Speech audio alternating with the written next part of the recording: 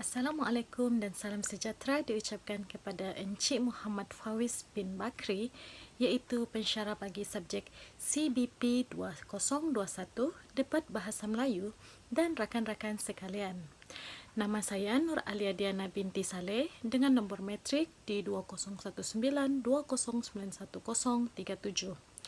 Video ini merupakan video tugasan bedah buku yang mana saya akan mengkaji dan menganalisis buku yang telah saya pilih. Buku yang saya telah pilih ialah buku cerita Padang Pasir. Di dalam buku ini mengandungi 366 buah cerita yang mana kisah-kisah yang ditulis di dalam buku ini adalah berdasarkan sejarah, tragedi, komedi, dongeng dan lain-lain.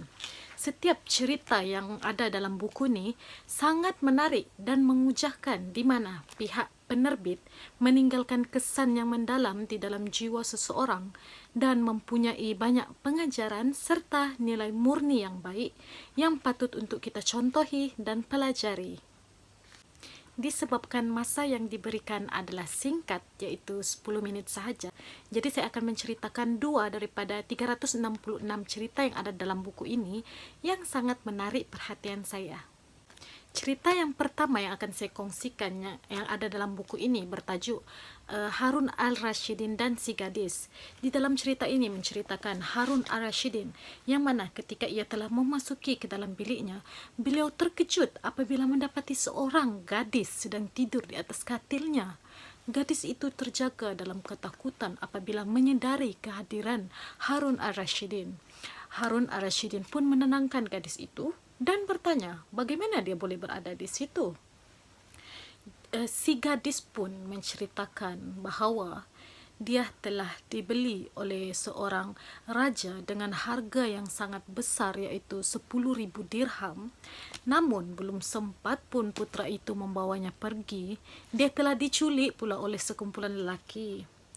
Selepas itu, dia pun tidak tahu apa yang terjadi. Sedar-sedar, dia sudah berada di katil Harun Al-Rashidin.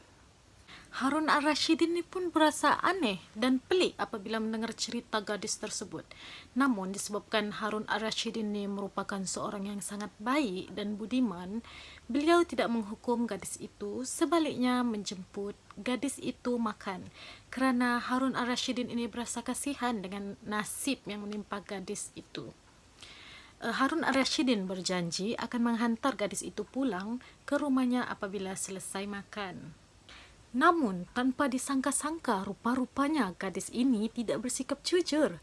Dia mempunyai niat yang jahat terhadap Harun Al-Rashidin. Sewaktu Harun Al-Rashidin ini leka, gadis itu pun segera mencampurkan serbuk racun ke dalam minuman beliau. Harun Al-Rashidin ini pun hampir terminum racun tersebut. Namun, tiba-tiba seekor kucing melompat ke atas meja dan melanggar gelas beliau. Air yang beracun itu pun tumpah ke atas lantai. Jadi Harun Al-Rashidin ini pun terselamat daripada niat buruk gadis itu. Jadi berakhirlah cerita Harun Al-Rashidin dan si gadis. Kesimpulan daripada cerita ini adalah tidak salah untuk menjadi baik, namun begitu kita perlu sentiasa berhati-hati, apalagi dengan orang yang baru kita kenal. Kita tidak seharusnya mudah untuk mempercayai orang yang kita baru kenal, kerana belum tentu orang yang kita baru kenal itu mempunyai mempunyai niat yang baik kepada kita.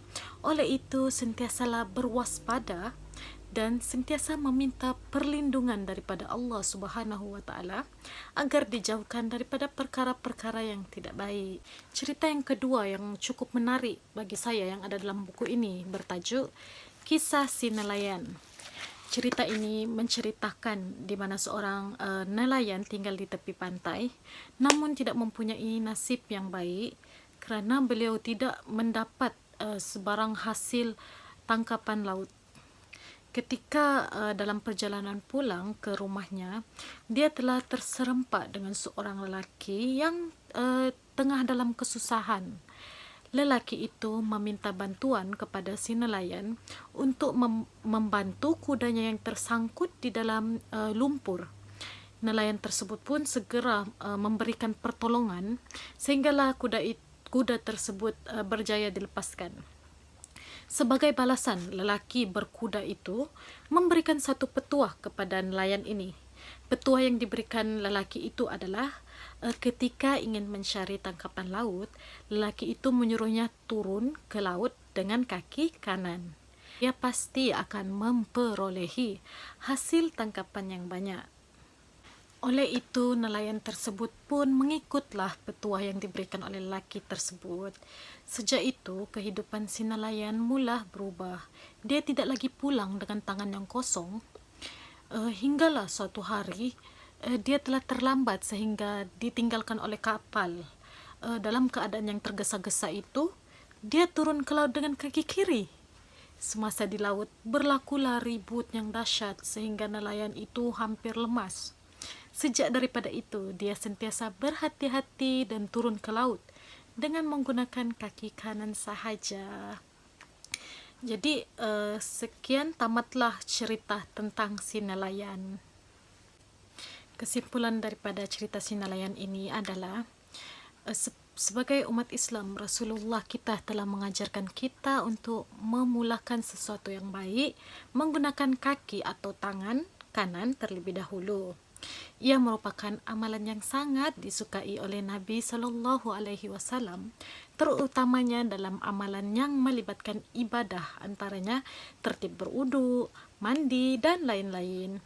Ia sebagaimana disebutkan dalam sebuah hadis yang mana daripada Aisyah radhiyallahu anhu berkata, yang bermaksud Nabi Shallallahu Alaihi Wasallam menyukai melakukan sesuatu daripada sebelah kanan ketika memakai selipar, menyikat rambut, bersuci, dan dalam setiap amalan yang dilakukannya. Riwayat Al-Bukhari.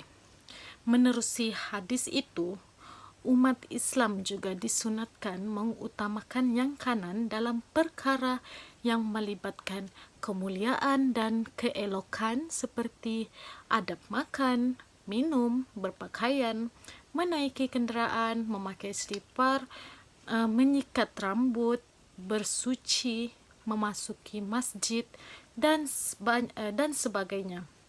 Sementara itu, dalam melakukan amalan yang berlawanan, sesuatu yang tidak elok seperti memasuki tandas, keluar daripada masjid dan sebagainya, itu hendaklah didahulukan dengan sebelah kiri. Ini merupakan petunjuk sunnah Nabi Muhammad sallallahu alaihi wasallam yang mendahulukan sebelah kanan kerana yang kanan itu lebih mulia daripada yang kiri. Jadi berdasarkan dua kisah ini, yaitu kisah Harun Ar-Rasyidin dan si gadis serta kisah si nelayan, ianya merupakan cerita yang sangat menarik dan mempunyai pengajaran dan nilai murni yang sangat baik yang dapat kita contohi seperti baik hati, tolong menolong, memulakan sesuatu perkara dengan kaki atau tangan kanan dan sebagainya. Pengajaran yang kita dapat daripada kisah ini bolehlah kita contohi dan amalkan dalam kehidupan seharian kita. Saya mengharapkan semoga dengan dua cerita ini dapatlah memberikan kebaikan dan manfaat kepada yang mendengar dan menonton video ini. Sekian itu sahaja daripada saya. Assalamualaikum dan terima kasih.